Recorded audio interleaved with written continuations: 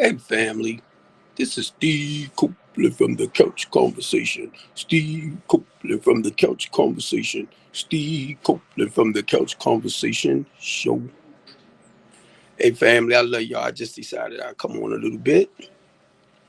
I don't specifically have a topic to try to talk on, but I'm just going to share where I'm at. I'm so grateful for my nephew and his little friends. I got three of them around here. I had to get this basement cleaned out, and it's also wet down there, so I have to find me a wetback to. I have to find me a wetback to go down there and clear some of that water up. So y'all know I'm dealing with a little issue with the plumbing. So my goal is not to bring nobody else into the house until I get it really situated. They can still do what they got to do. I have to do other things for them to use the bathroom and stuff like that. So and take showers and things like that. But it's I still have to get someone to come and check that outside line. Now this is what kind of hurt me in a way, y'all. And I know a lot of people. I know a lot of people. And I try, I made a list of like 10 people or companies that I would love to work with my clients. Do y'all know how disappointing that is to do what I do? And when I reach out towards people for help and can't get the help, that's not a real good feeling. It's not. And I try my best, y'all. I try my best not to focus on certain things, but that mess really hurts. When I know people with businesses that's making real good money, and I know y'all needed the support of other people too for your business to grow. And it's like people that I came through the recovery process with, my church members. Um, it's like I don't get no love and support in that way. I'm not asking nobody to go broke. you know, $10, $20, $30, whatever the Holy Spirit may lay on your heart. But the thing with that too, y'all gotta understand,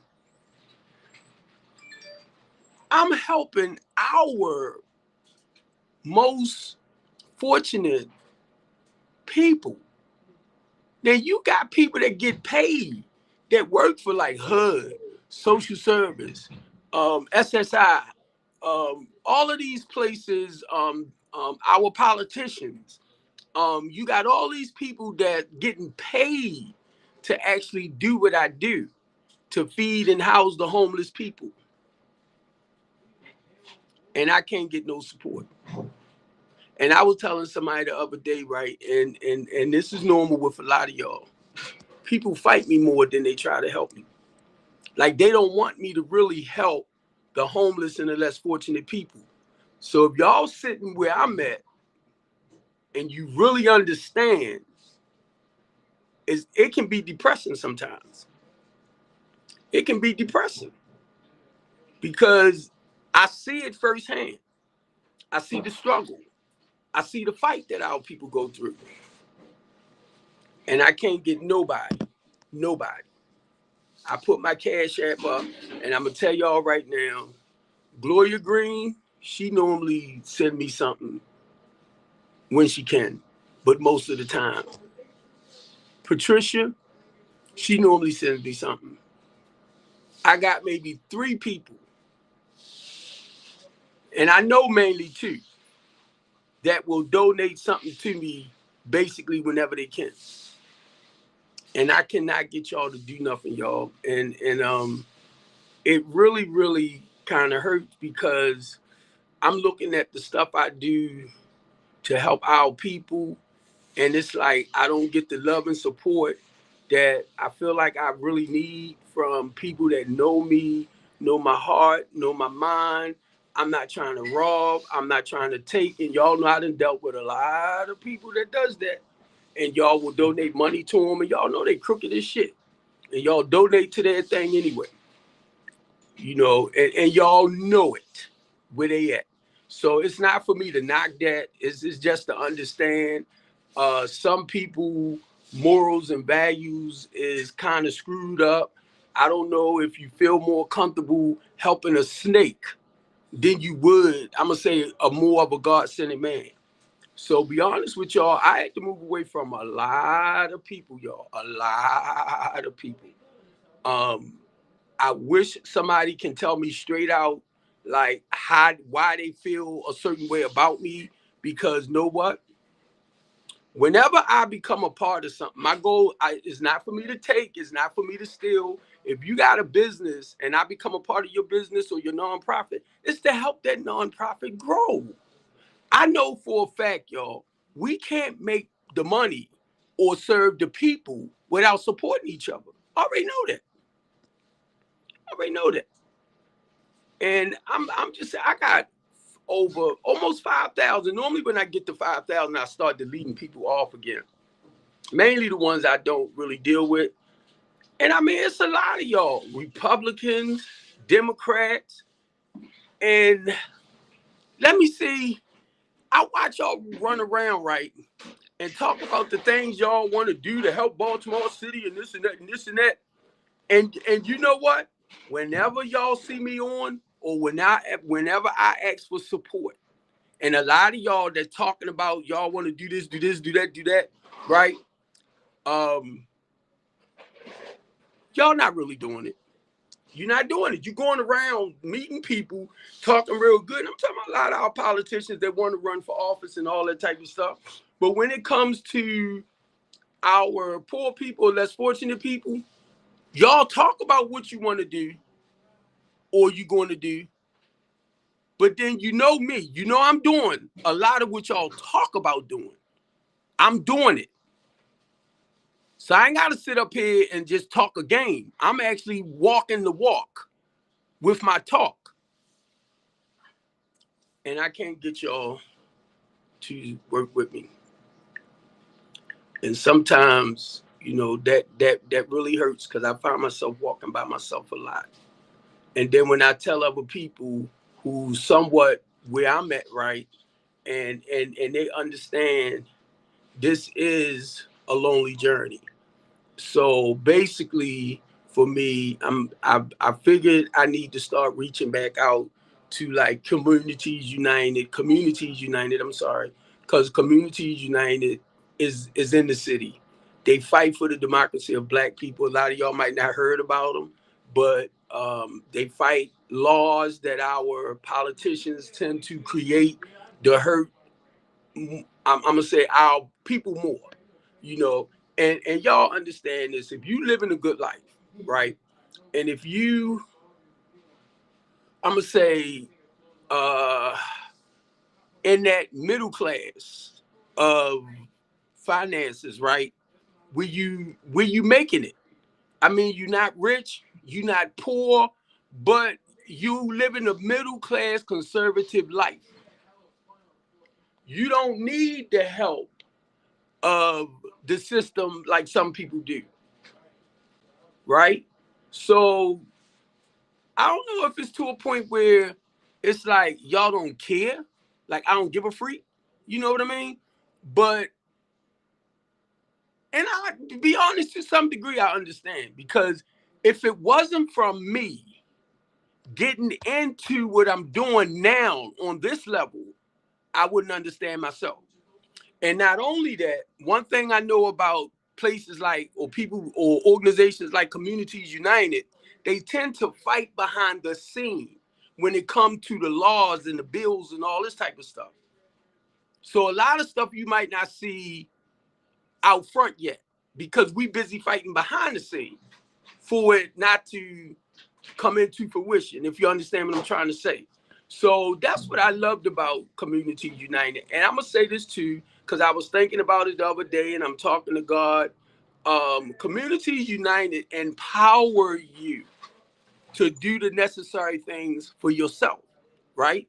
They give you the paperwork, tell you what to do, you know, kind of guide you.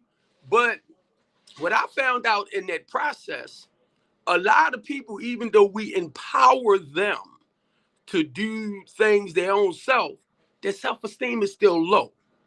So a lot of times you have to walk them, encourage them on a personal level, motivate them. And that's where I'm at. That's where I come in at. So me and my director, right, we used to conflict a lot because we don't provide a service. To me, I thought that's what we was doing, just communicating with the people, right? But we don't provide a service for you.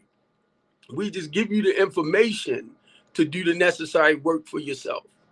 So what I do, and y'all know the old saying, you can lead the horse to water, but you can't make him drink. That's true. Well, guess what? My thing is, if I'm leading the horse to water and I understand that horse don't know how to drink, I'm going to show them how. So that's the difference with me and a lot of other people. I actually like to walk people through a process, mainly if I have experience what you're going through and I came up out of it by the grace of God, right? So what I could do is actually show you how to get out of that situation and stay out a day at a time. Rather it's marriages, rather it's drugs, rather it's sex, rather it's food, rather it's whatever. The light clicked out. We switched the light. Right. Yeah, it's something wrong with that little socket thing. Cause them two lights I tried down there, they work, but I don't know why their back one might not be coming back on. That might have a plug to it. But and I'm y'all just don't know. Y'all just don't know, man, how sometimes, and I'm not gonna give up, but sometimes y'all, oh my God, I be like, God, I ain't for this no more. Please help me. Stuff like that, right? It's like my spirit is willing, but my body is like, no, no. Just set your phone up on the step right here. You know, and I just hate to see. I hate to see our people going through what they're going through. I hate to see our people struggling. And I know I can't save everybody. Yeah, that's the light switch right here. But that one in the back, it might have a little plug to it. For some reason, it's not coming on. Yeah. But the light bulbs are good, it's just not coming on. And I need y'all. So this is what I started doing, right? When I went to the event Monday with We Ours Us, I said I'm gonna start coming out at least twice a month with them, right? I said that Communities United, I was gonna join back with Communities United because they do fight for a lot of the stuff that I be talking about. You know, housing. Um, I helped them get that bill passed for slumlords to become licensed landlords. Um, I helped them. We was asked to be part of the $15 minimum wage. I spoke on that twice. Once here in Baltimore City and another time in Annapolis at a rally. Um, they rejected, but then they turned around and they end up passing it. Because anyway, we was at the limit of the 50. So that was the height at the time for that minimum wage was 1050, somewhere along that line. So now it went from 1050 up to 1115, right? No, up to 15. I'm sorry, I said 1115. Where'd that come from? Up to $15. But now companies that had more than uh 25 employees, they got up to 7 years to reach that $15 minimum wage. Companies that have, let me make sure I'm saying this right. Let me make sure I'm saying it right, because the company that had the less employees, I think they was the ones that got up to 7 years. But if you have over 25, you had 5 years because you know you making more money, you in business, you more stable. So you had up to 5 years. And a lot of people didn't understand the reason why that bill came about is because of the people that was working in healthcare. A lot of them been working in healthcare in these hospitals for years and wasn't even making over $15 an hour. So that's where the bill came from. Now, a lot of y'all might say other stuff, but guess what? Whenever I come into a fight, if you ask me to help here and there, I'll do my little research so I could have a better understanding of why I'm coming or what I'm going to talk about. And basically what I do, I'll pray and I'll ask God, you know, to because it's about sharing my experience on whatever. I always share a story with something. You know, when you live as long as I have, you've been through a lot. So you kind of have a little information to give. So stuff like that, right?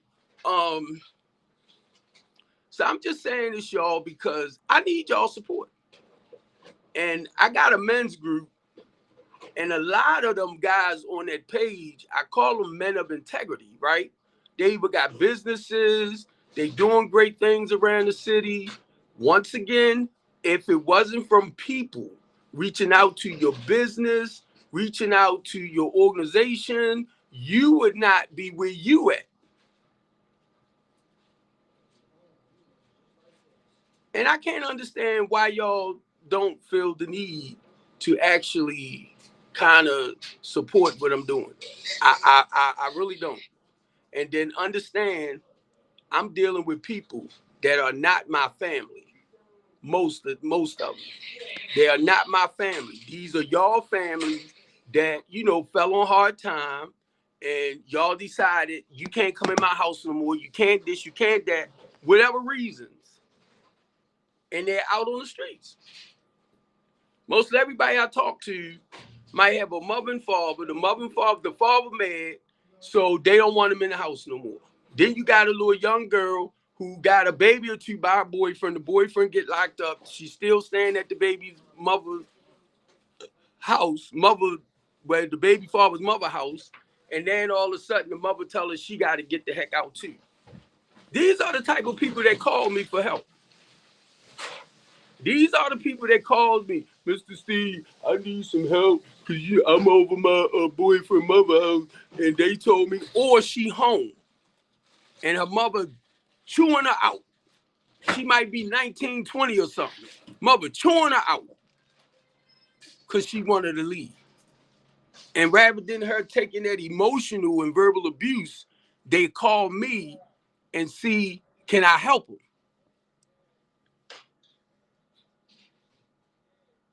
I talked to a lot of people throughout the years, y'all. This is not new to me. You know, it all started when no one person goes hungry. Chef do the cooking. Me and Claudia was more into the housing part.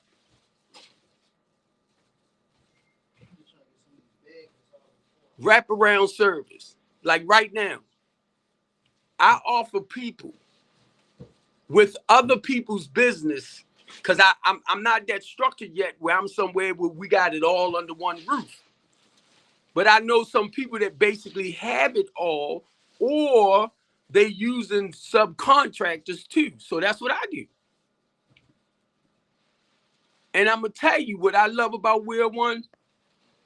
If my PRP's not coming to visit my people the way they should, or the psychiatrists or the therapists, whichever ones that normally write their prescription for their medication and stuff like that, I'll call Melvin. And I'll talk with Melvin so Melvin can talk with them to see what's going on. So if you're part of my program, the goal is I want somebody to work with you to the utmost. Whatever issues you're dealing with, I want them to be able to come in with a working solution. Now, I'm going to say this, Mary might kick my butt, but I told Mary I'm going to sign her up for one of them daytime things. What is it, where the older people go at? She's like, I ain't going that way. I said, you getting out of here. You going somewhere. That's my baby. And I'm going to tell you, I try to make sure everything running right for Mary. I'm telling you. I mean, I told them, I said, when y'all leave, I ain't getting that close to people no more. But that's just a habit of mine. I love what I do. I don't, my passion is in it. My heart is in it. Yeah, I want to get paid. I want to profit from it. But most importantly, I just want to see people happy. God has blessed me in my life. So the reason why I'm saying that is because that's my goal in helping other people. I don't, some people don't know how to work out of that miserable place in their life, right? And stay out a day at a time. Yeah, I go through changes from time to time. Depression might come at me, and I'm like, what the freak is going on? And then I have to go inside, ask myself, all right, Steve, what's wrong? What's going on? You know, and I have to go in and basically do a soul search within myself. So I'm just saying it because the work I do on me, I understand why it's so important for other people to get the necessary help. Because a lot of us deal with chemical imbalancement here, and we need that medication to help balance us out so that we can perform in life as normal as possible. I know all that. So a lot of times,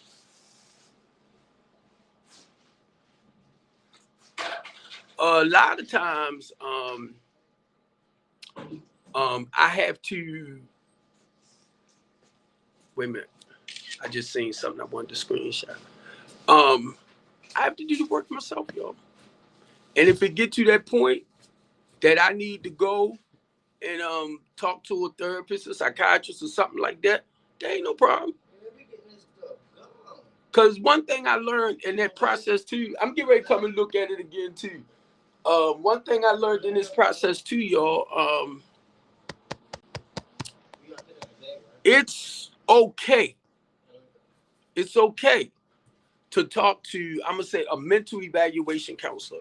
I'm sorry, I'm looking at my other phone while I'm talking to y'all to see on my other pages. So it's okay to talk like with a mental evaluation counselor and stuff like that.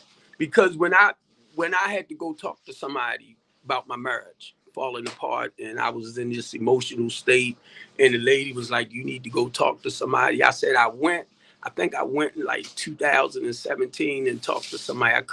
I might be wrong with the dates, but anyway, it was a couple of years. She said, "Well, you need to do it again," But she said this time, go talk to a mental evaluation counselor. And I went and I talked with this guy, and he told me he mentioned something to me. He said that sounded like codependency. I was like, God dang. Because of my heart and the way I love and care about people, I tend to want to, save you in a sense, right? That's the best word I can use. And I have to understand that doing what I do sometimes, you cannot allow yourself to get too personal in it. And for me, you know, that's something that once I realize I'm doing, I have to kind of get away from it. You know, if you bring it to my attention and I see what I'm doing, I'm like, uh-oh, because for me, I have to back up. I have to back up because everybody don't deserve that love, attention, and affection that you have because they're mistreated. And I run across more black people that I have to fight to try to get them to want to change because they want to come in and they want to buck. And then they tell me, you changed. No, he didn't change. You talked to me one way on the phone, which had me make the decision to let you in. Then you flipped on me. Because I'm listening to the person I first met on the phone. Then you start talking crap. So I done had two people. Like the guy, he started bucking on me. He looked like he was getting high as hell. He wasn't like that before he came in here. Then he started talking crap, telling me I work for We Are One Family, this and that. And I'm like, no.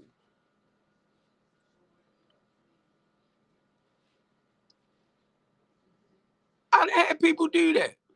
Tell me this is not my business. I work for such and such and such. Okay. I give you 72 hours to get out.